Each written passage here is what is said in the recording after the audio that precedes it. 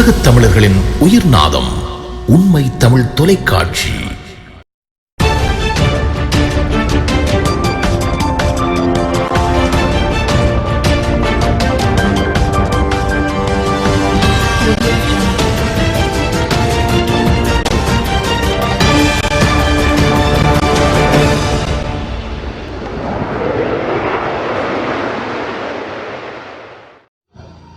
யாழ் புங்குடுதீவு மனித புதைக்குழியில் இருந்து மீட்கப்பட்ட சடலம் பெண் ஒருவருடையது எனவும் சடலத்துடன் வாய்க்கரிசி போட்டமைக்கான அடையாளங்கள் மற்றும் நாணயங்கள் மீட்கப்பட்டுள்ளன எனவும் போலீசார் தெரிவித்துள்ளனர். அத்துடன் குறித்த எலும்புக்கூடு புதையுண்டு இருந்த நிலையை பார்க்கும்போது உரிய முறைப்படி நல்லடக்கம் செய்யப்பட்டமைக்கான சான்றுகள் காணப்படுகின்றமையால் இது நல்லடக்கம் செய்யப்பட்ட சடலமாக இருக்கலாம் என போலீசார் சந்தேகம் தெரிவித்துள்ளனர்.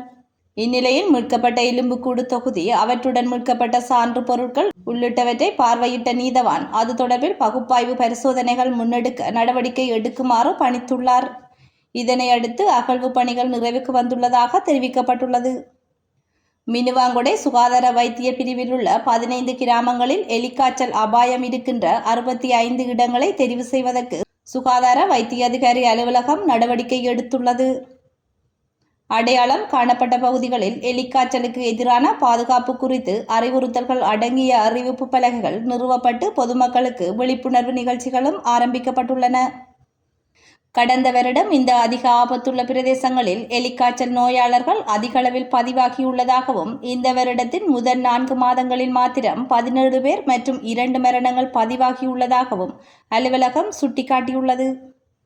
ஜாழ்ப்பாண பகுதியில் தனிமையில் வசித்து வந்த மூதாட்டி ஒருவரின் வீட்டுக்குள் மர்ம நபர்கள் சிலர் புகுந்து கொள்ளையடித்து சென்ற சம்பவம் ஒன்று பதிவாகியுள்ளது. இச்சம்பவம் நேற்று அதிகாலை இருவாலை பகுதியில் இடம்பெற்றுள்ளது. சீட்டால் கூரையிடப்பட்டிருந்த வீட்டில் ஓட்டை பிரித்து 3 பேரை கொண்ட கும்பல் கீழே இறங்கி மூதாட்டியை தாக்கி கொள்ளையடித்துள்ளதாக தெரிய வருகின்றது. புலம்பெயர் தேசங்களில் ஏராளமான முதலீட்டாளர்கள் இருக்கின்றார்கள். பெருமளவிலான முதலீடுகளை செய்யும் போது அவர்களுக்கு ஒரு பதற்றம் இருப்பதாக புலம்பெயர் தமிழ் தொழிலதிபரும் லங்காசிறி மற்றும் ஐபிசி ஊடக குழுமத்தின் தலைவருமான கந்தையா பாஸ்கரன் தெரிவித்துள்ளார். ஐபிசி தமிழின் நிலவரம் நிகழ்ச்சியில் கலந்து கொண்டு கேள்விகளுக்கு பதிலளிக்கும் போதே அவர் மேற்கண்டவாறு குறிப்பிட்டுள்ளார்.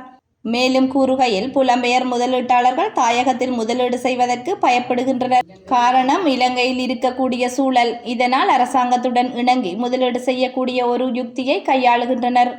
ஆனால் இன்று வரை அரசாங்கத்தின் உதவியுடனோ அவர்களின் தயவுடனோ நான் எந்த முதலீட்டையும் செய்யவில்லை. மன்னாரில் போதைப்பொருள் விற்பனையுடன் தொடர்புபட்ட சந்தேக நபர் ஒருவரின் 9 கோடி 30 லட்சம் ரூபாய் பெறுமதியான சொத்து முடக்கப்பட்டுள்ளதாக போலீசார் அறிவித்துள்ளனர். தலைமன்னார் பகுதியைச் சேர்ந்த 43 வயதான சந்தேக நபர் ஒருவருக்கு சொந்தமான 2 வீடுகள் சொகுசு வாகனம் உள்ளடங்கலாக 9 கோடியே 30 லட்சம் ரூபாய் பெறுமதியான சொத்துக்கள் மேற்படி நீதிமன்ற அனுமதியுடன் முடக்கப்பட்டுள்ளதாக தெரிவிக்கப்பட்டுள்ளது. குறித்த சந்தேக நபர் 2002ஆம் ஆண்டு அரச வீட்டு திட்டம் ஒன்றை பெற்று 2 படகுகளை வைத்து சாதாரண வாழ்க்கை வாழ்ந்து வந்த நிலையில் 2019ஆம் ஆண்டுக்கு பின்னர் பல கோடி சொத்துக்களை சேர்த்துள்ளார் என கூறப்படுகின்றது. இந்நிலையில் குற்றப்புலனாய்வு பிரிவின் கீழ் இயங்கும் சொத்து முடக்கல் பிரிவினர் மேற்கொண்ட விசாரணையில் அவர் போதைப்பொருள் வர்த்தகத்தில் ஈடுபட்டு வந்துள்ளமை தெரிய வந்துள்ளது. ஐக்கிய அரபு அமீரகத்தில் கடந்த ஏப்ரல் மாதம் மத்தியில் கனமழை பெய்து மக்களின் இயல்பு வாழ்க்கையை பெரிதும் பாதித்திருந்தது. இந்நிலையில் 2 வாரங்களுக்கு பின்னர் ஐக்கிய அரபு அமீரகத்தில் மீண்டும் கனமழை பெய்து வருகின்றது. கனமழையுடன் இடிமின்னல் ஆகியவையும் ஏற்பட்டுள்ளது. மக்களின் இயல்பு வாழ்க்கையும் பாதிக்கப்பட்டுள்ளது. இதனால் அங்கு செம்மஞ்சள் எச்சரிக்கை விடப்பட்டுள்ளது. இதனை அடுத்து முன்னெச்சரிக்கை நடவடிக்கைகள் எடுக்கப்பட்டுள்ளன. குடியிருப்பு வாசிகள் வீட்டுக்குள்ளேயே இருக்கும்படி அறிவுறுத்தல் வழங்கப்பட்டுள்ளது.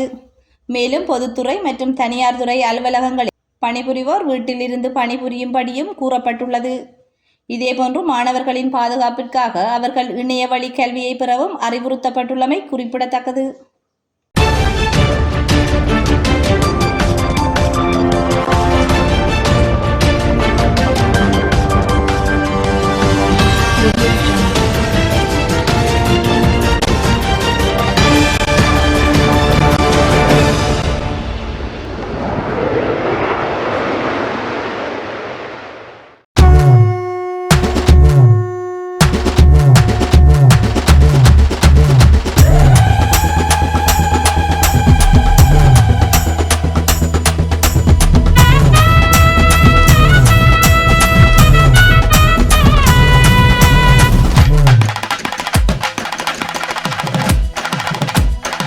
உலகத் தமிழர்களின் உயிர்நாதம் உண்மை தமிழ் தொலைக்காட்சி.